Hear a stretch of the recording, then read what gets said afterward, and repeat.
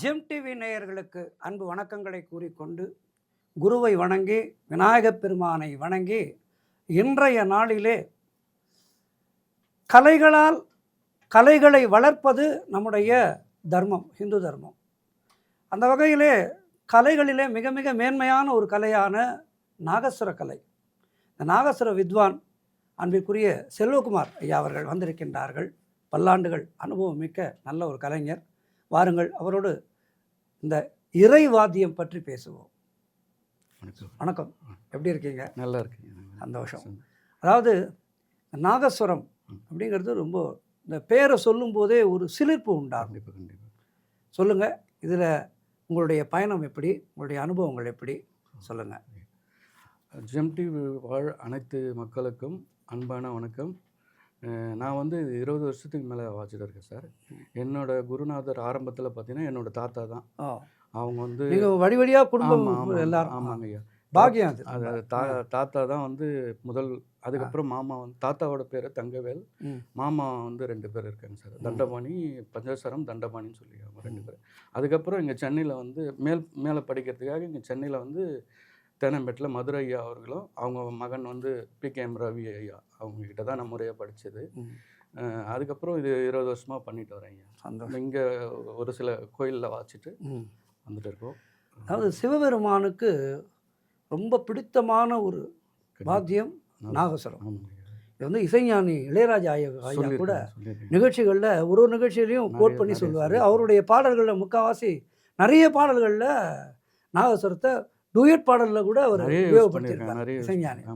அதாவது இசைஞானம் நல்லா உள்ளவங்க நாகஸ்வரத்தை ஒதுக்கவே மாட்டாங்க.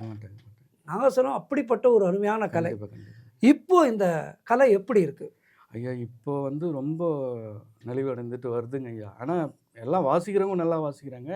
அதுக்கு உண்டான அங்கீகாரம் எதுவும் சரியா இல்லை ஐயா. கோயிலுக்கு நானே ஒரு 15 வருஷமாக ஒரு கோயிலில் வாச்சிட்டு இருந்தேன். அதாவது பர்மனெண்ட் பண்ணலை, டெம்பரரியாக வாச்சிட்டு இருந்தேன். இப்போ அதுக்கு ஒரு இது நம்ம பர்மனெண்ட் பண்ண கேட்டால் அதை சிலர் அதிகாரிகள் சிலர் அதை சரியாக பண்ணிட்டு இருக்காங்க. இங்கே எனக்கு மட்டும் இல்லையா, இது தமிழ்நாட்டில் உள்ள அனைத்து கோயில்லையும் இந்த இது. அது இல்லாமல் அதுக்கு தகுந்த ஊதியம் கிடையாது. இப்போ ஒரு சாமி பொறுப்பாடுன்னு பார்த்தீங்கன்னா தவில்லாம் வெயிட் இப்போ முன்ன மாதிரி இல்லையா. இப்போ வெயிட் ரொம்ப அதிகமாகிடுச்சு. 4 மணி நேரம் புறப்பாட்டு வாட்சாங்கன்னா ரொம்ப குறைஞ்சது தான். மொத்தத்தில் ஒரு 2000 ரூபா தான் வரும் ஒருத்தருக்கு.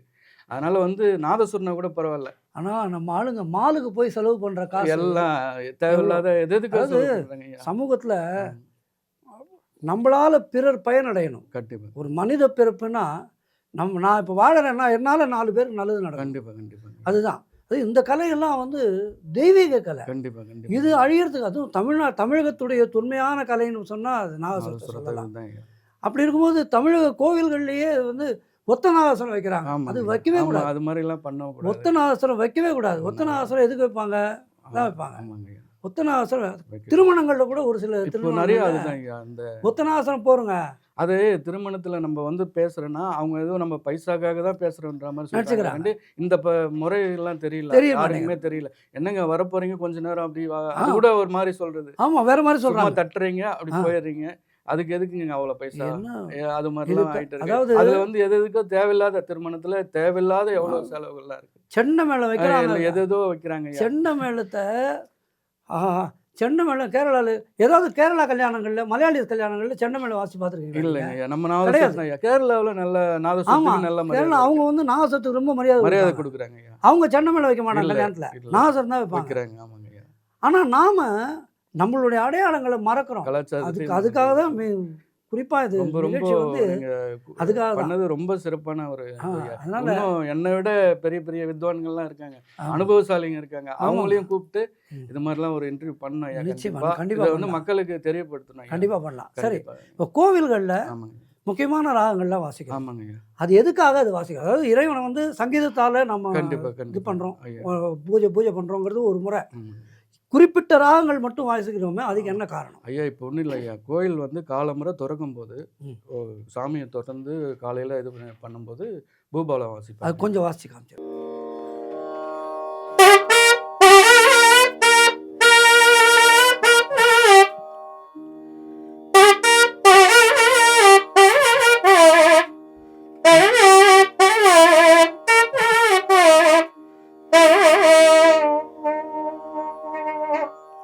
நீங்கள் வாசித்த நாட்டையும் மிக சிறப்பு, ஓகே, பூபாலமும் ரொம்ப சிறப்பு. ரொம்ப நன்றிங்க ஐயா. இந்த இந்த இந்த குறிப்பிட்ட ராகங்கள் வாசிக்கிறதுக்கான காரணம் என்ன? அதான் ஐயா, இப்போ காலையில் பூபாலம்ன்றது கோவிலில் கண்டிப்பாக இது வந்து அப்போ அந்த நட காலத்தில் திறக்கும் போது வாசி. நட திறக்கும் போது ஆரம்பத்துலேருந்து வாசிக்கிறது. ம். அப்புறம் ஒரு 10 மணிக்கா அதான் இப்போ முதல் பூபாலம், ம். அப்புறம் வந்து மோகனம், பெலகரி, ம். 10 மணிக்கா தோடி, ம். அது மதியம் கோயில் அடைக்கும் போது மதியம் சாத்தும் போது அதுக்கு மதியமாவதி அது மாதிரி வாசிப்பாங்க. அதே மாதிரி சாயந்தரத்தில் கல்யாணி, ம். ஆபோகி ம். அது மாதிரி வாசிப்போம். நைட்டுக்கு சாமி மறுபடியும் கோயில் அடைக்கும் போது நீலாம்பரி வாசிப்போம். நீலாம்பரி வாசி. ஆமாங்க ஐயா, இதுதான் ஐயா கோயிலோட வழக்கம், கோயிலோட எல்லாருமா வழக்கம். ஊர்வலம் போகும்போது மல்லாரி வாசிக்கிறீங்க. ஆமாங்க ஐயா, அந்த மல்லாரி எதுக்காக வாசிக்கிறீங்க? அது வந்து சாமி கிளம்பி ஒரு கம்பீரமாக வரணுன்றத இந்த நடையில் அவங்க சாமி வேலை பண்ணிட்டு வராங்க இல்லைங்களா, ஆ. அந்த நடையில் வர்றதுக்காக அந்த கம்பீர நாட்டை. அது இல்லாமல் இப்போ இந்த கும்பகோணம் எல்லா சைட்லையுமே இந்த இப்போ நம்ம கபாலி கோயிலில் கூட பார்த்தீங்கன்னா சாமி கிளம்பிட்டாருன்னு அந்த மல்லாரி சவுண்டை வச்சு அந்த கண்ட நடையில் வாசிப்பாங்க. தமிழில் அதை வந்து சாமி கிளம்புது அப்படின்னு மல்லாரி சொல்லிட்டு வெளியில இருந்து வீட்டுல இருந்தே தெரிஞ்சுட்டு வருவோம். ஆமா, கேட்கும் போதே ஒரு உற்சாகம் கொடுக்குற ஒரு ஆமாங்க ஐயா, இது மல்லாரி கொஞ்சம் வாசி. கண்டிப்பாங்க.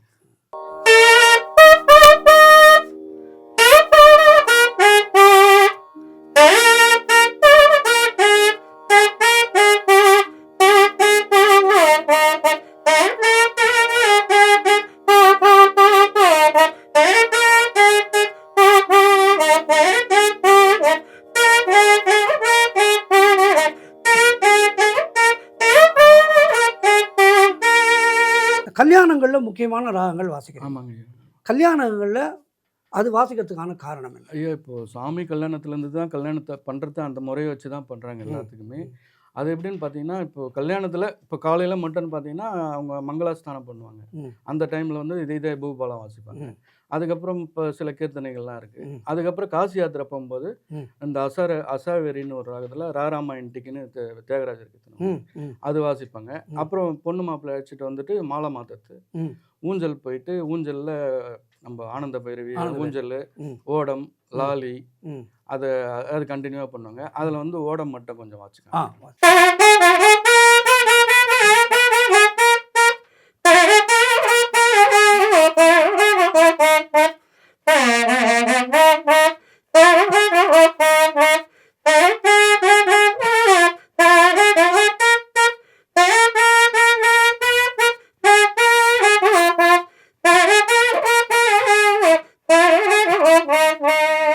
கல்யாணங்களில் முக்கியமாக நாகஸ்வரங்கிறது ரொம்ப ரொம்ப ரொம்ப இம்பார்ட்டன்ட். கண்டிப்பாக ரொம்ப ரொம்ப இம்பார்ட்டன்ட் நாகஸ்வரம். பருப்பு இல்லாமல் கல்யாணம், நாகஸ்வரம் இல்லாமல் கல்யாணமானு கேட்பாங்க. கண்டிப்பாக. அதனால் இதை பார்க்குற நேயர்களானும் வருங்காலங்களில் தங்கள் வீட்டு விசேஷங்களில் நாகஸ்வரத்துக்கு உரிய முக்கியத்துவம், அவங்களுக்கு உரிய மரியாதையும் கொடுக்கணும் அப்படிங்கிறது தான் என்னுடைய தனிப்பட்ட ஆசை. மரியாதை இருக்கு ஐயா, குறிப்பிட்ட இடத்துல இருக்கு. ஆமா, நான் அதை சொல்ல விரும்பல. ஆமாமா, நான் அது வந்து குறிப்பிட்ட இடத்துல இருக்கு. அதை பார்த்தீங்கன்னா இப்போ ஒரு சில கல்யாண வீட்டுலாம் எங்களை பார்த்து கமெண்ட் அடிக்கிறதுலாம் பார்த்தீங்கன்னா ஒரு மாதிரிலாம் கோவமே வரும். ஆமா, என்ன பண்றது, நம்ம அங்க ஒன்று அவங்களே ஒரு கோவமும் வரும். சிறுமதியாளர் அவங்கள பார்த்தா பாவமாவும் இருக்கும். சிறுமதியாளர் அவங்களுக்கு சங்கீதங்கிறது வந்து சங்கீதத்தை கேட்கறதுக்கே புண்ணியம் பண்ணியிருந்தால் தான் கேட்க முடியும். கண்டிப்பாக. குறிப்பாக 2 விஷயங்கள், வேதம் கற்றுக்கிறதும் நாகஸ்வரம் கற்றுக்கிறதும் பரம்பரையில் புண்ணியம் பண்ணியிருந்தால் தான் கற்றுக்க முடியும். உண்மையா எங்கள் குரு. ஏன்னா இது ரெண்டுமே இறைவனுக்கு பக்கத்தில் நம்மளை கூட்டிகிட்டு போகிற ஒரு விஷயம். வேதமும் நாகஸ்வரமும், குறிப்பாக நாகஸ்வரம் அது வந்து நம்ம கடவுள் பக்கத்தில் கொண்டு போகிற ஒரு மிக மேன்மையான ஒரு விஷயம். அதை சிறுமதியாளர்கள் உணர மாட்டாங்க. அதனால் அவங்கள பற்றி நீங்கள் கவலைப்படாதீங்க. நம்ம வந்து இறைவனுக்காக பாடுறோம், இறைவனுக்காக வாசிக்கிறோம் அப்படி நினச்சிட்டு போவோம் நம்ம. சொல்லுங்கள், வேறு என்ன உங்களுக்கு வெளிநாடுகள்லாம் போயிருக்கீங்க, வெளிநாடுகளில் உங்களுடைய அனுபவங்கள் எப்படி? ஐயா, நாங்கள் அதான் மஸ்கட் போயிருக்கோம். அங்கே வாட்சதில் எங்களுக்கு ரொம்ப மனசு சந்தோஷம். அங்கேயும் ரொம்ப ரசித்து கேட்குறதுக்கெலாம் ஆள் அங்கே நிறைய பேர் இருக்காங்க. அது ரொம்ப ஒரு நல்ல ஒரு அனுபவமாக இருந்தது ஐயா. குறிப்பாக தமிழகத்தை விட வெளிநாடுகளில் இருக்கிறவங்க நம்ம கலைகளை ரொம்ப மதிக்கிறாங்க ஐயா. உண்மையிலே ஐயா மதிக்கிறாங்க. பண்பாட்டுக்கு ரொம்ப ரொம்ப முக்கியத்துவம் கொடுக்குறாங்க. கண்டிப்பாங்க ஐயா. அது உண்மையிலே வெளிநாடு வாழ் தமிழக. நானும் இப்போ ஆஸ்திரேலியாவிலேருந்து நம்ம ஸ்டூடெண்ட் ஒருத்தர் இருக்காரு, ஆன்லைனில் கிளாஸ் எடுத்துகிட்டு இருக்கேன். அவ்வளோ ஒரு மரியாதை. அவங்க அப்பெல்லாம் வந்து அவ்வளோ ஒரு இது ஐயா. அதாவது அங்கே வந்து இதெல்லாம் சொல்லி தர மாட்டாங்களாம் ஒரு சில இது. ஆமா. அதனால நீங்கலாம் இதுக்கு கத்துக் கொடுக்குற எங்களுக்கு பையனுக்கு சொல்றதால ரொம்ப அவங்க சந்தோஷப்பட்டு, ரொம்ப வெளிநாட்டுல உண்மையிலேயே எல்லா இடத்துலயுமே இருக்கு. நல்ல எல்லா மரியாதை இருக்கு. மரியாதை. அது இங்க அதுக்கான அதாவது உயர்ந்த விஷயம் நம்மளா சொல்லக்கூடாது. கண்டிப்பா. அவங்களா தெரிஞ்சுக்கணும். தெரிஞ்சுக்கணும். அது என்னமோ அவங்களுக்கு தெரிய மாட்டேங்குது. ஆமாங்க. அது எதனால, என்ன காரணம் அப்படிங்கிறது இல்ல தெரியல. ஐயா, இதோட வேல்யூ தெரியல ஐயா. வேல்யூ இசையோட தெரியல. அதுதான். வேல்யூ தெரியல. வேல்யூ தெரியல. கையில இருக்கிற மிகப்பெரிய வைரத்துக்கு வேல்யூ இல்ல. வேல்யூ தெரியல இல்ல. அவங்களுக்கு. கண்ணாடி கல்லுன்னு அது நினச்சிருக்காங்க. அது ஊதிட்டு போறாங்க அப்படிலாம் பேசுறாங்க. அதுதான் அடிக்கிறது. ரொம்ப ரொம்ப ரொம்ப மனசுக்கு வருத்தமான ஒரு விஷயம் அதெல்லாம். ஆமாங்க. சரி, இப்போ கும்பாபிஷேகங்கள்ல வாசிக்கிறீங்க. ஆமாங்க. கும்பாபிஷேகங்கள்ல நாகசுர நடைமுறை என்ன சொல்லுங்க? அதாவது முதல் காலத்துலேருந்து ஆமாங்கய்யா.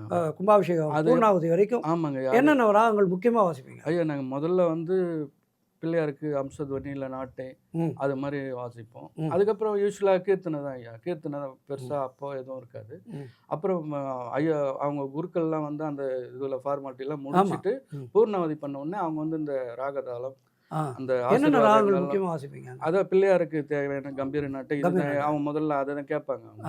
அதுக்கப்புறம் அம்மனுக்கு பிடிச்சமான இந்த இது நம்ம ஆனந்த பைரவி இல்லை கல்யாணி, சிவனுக்கு சங்கராபரணம், சிவனுக்கு பிடிச்ச சங்கராபரணம், நம்ம முருகருக்கு பிடிச்ச சண்முகப்பிரியா, அது மாதிரி ஒரு இதெல்லாம் கேட்பாங்க. சரி, மற்றபடி ஆக்சுவலாக எல்லா குருக்களும் கேட்கறது எல்லா இடத்துலையும். ஆமாங்க. இந்த இங்கிலீஷ் நோட்டு வாசிப்போம். ஆமாங்க. இங்கிலீஷ் நோட்டு கொஞ்சம் வாசிங்க. அது வாசிச்சா நிகழ்ச்சி பூர்ணத்துவம்.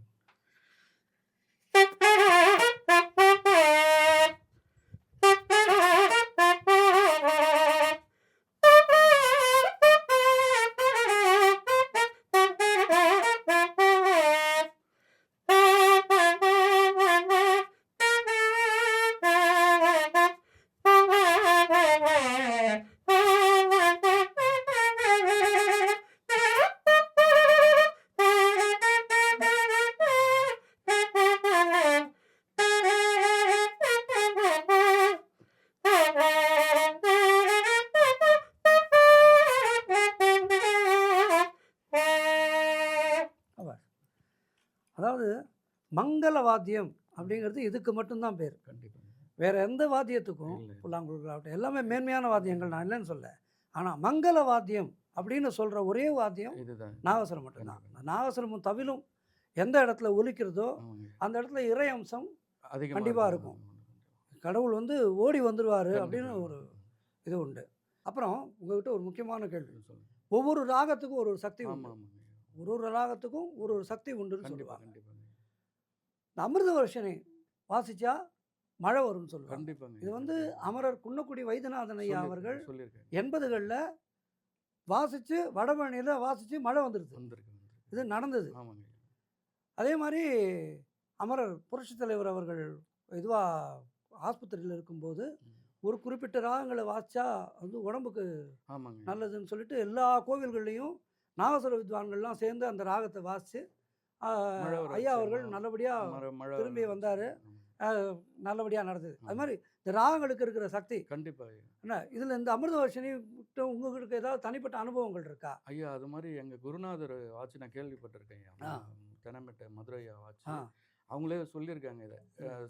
அது இப்போ 10 நாள் பிரம்மோற்சவத்தில் ஏதோ ஒரு நாள் வாசிக்கும் போது இது மாதிரி அமிர்தவர்ஷினி காலைல ஒரு அரை மணி நேரத்துக்கு மேலே வாசிட்டே இருக்காங்க. நல்லா வெயில் காஞ்சிட்டு இருந்த டைமில் திடீர்னு மழை வந்து பொறுப்பாடே கொஞ்சம் உள் பொறுப்பாடு தான் ஆச்சு அப்படின்ற மாதிரி நான் கேள்விப்பட்டிருக்கேன்.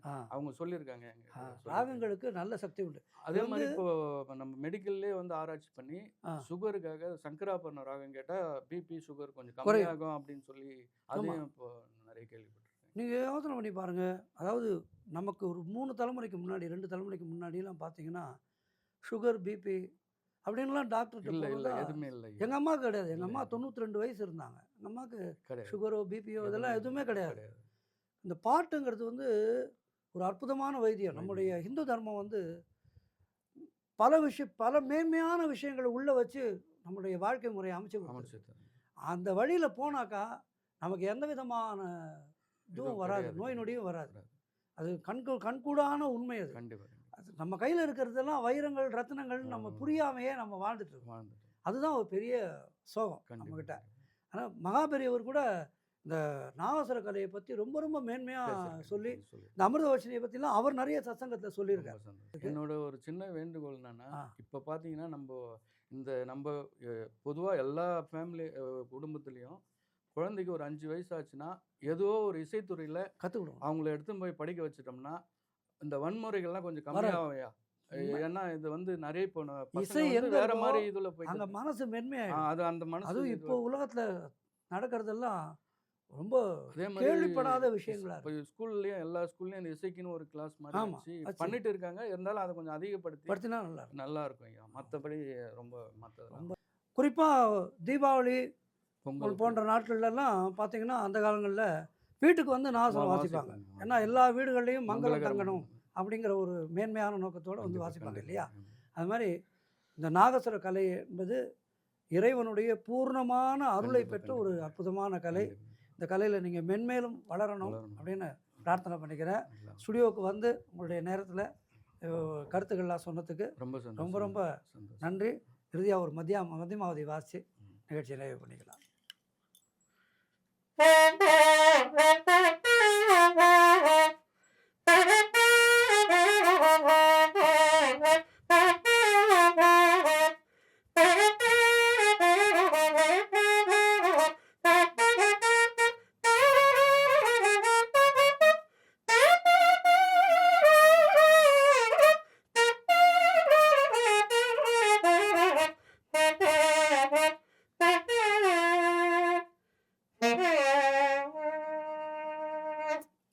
எல்லா இல்லங்களிலேயும் நல்ல லக்ஷ்மியுடைய பரிபூர்ண அருள் தங்கட்டும்.